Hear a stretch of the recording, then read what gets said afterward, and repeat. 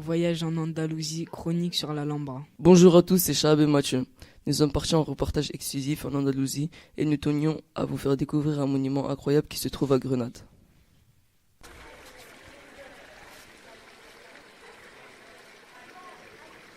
Il s'agit bien sûr de l'Alhambra, un ensemble de palais qui domine la ville de Grenade sur le plateau de la Sakiba. L'Alhambra a été construit sur le long terme du 8e au 16e siècle. C'est d'abord les musulmans ayant conquis l'Andalousie à cette époque qui ont édifié les palais de l'Alhambra. Puis les catholiques à la Reconquista, c'est-à-dire à la reconquête de la région, ont continué à construire et à enrichir l'architecture. D'abord, ce que veut dire Alhambra, eh bien ça signifie Castillo Rojo, c'est-à-dire château rouge. Ce nom vient des pierres rouges qui ont servi à construire les palais. Écoutons maintenant une introduction faite par Madame Brosseau pour nous présenter l'Alhambra et ses divers endroits.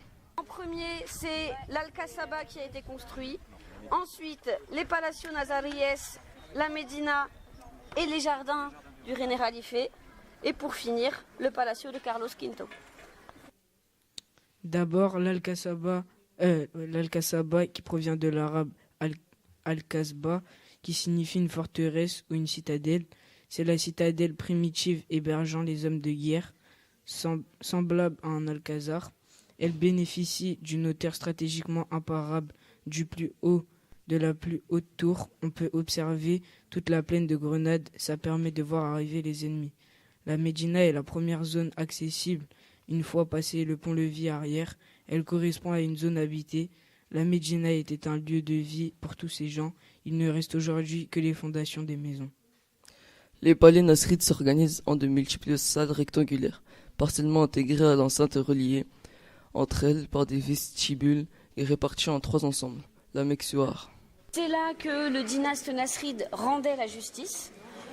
Puis, quand les rois catholiques ont fait la reconquête et sont arrivés ici, ils en ont fait aussi leur bureau d'administration. Donc ils ont changé une partie de la décoration. Le palais de Comoras et le palais des Lions. Le Palacio Leones, le palais des Lions, qui tient son nom de la fontaine qu'il y a au milieu.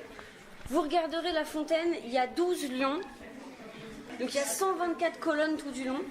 On va visiter les 4 petites salles qu'il y a autour et je vais vous raconter des légendes dans certaines de ces salles. Le René Khalife était le palais d'été des princes nasrides. Il venait s'y rafraîchir à l'ombre près des bassins d'eau. Le René Khalife est situé hors des murs d'enceinte, sur l'autre versant du plateau principal.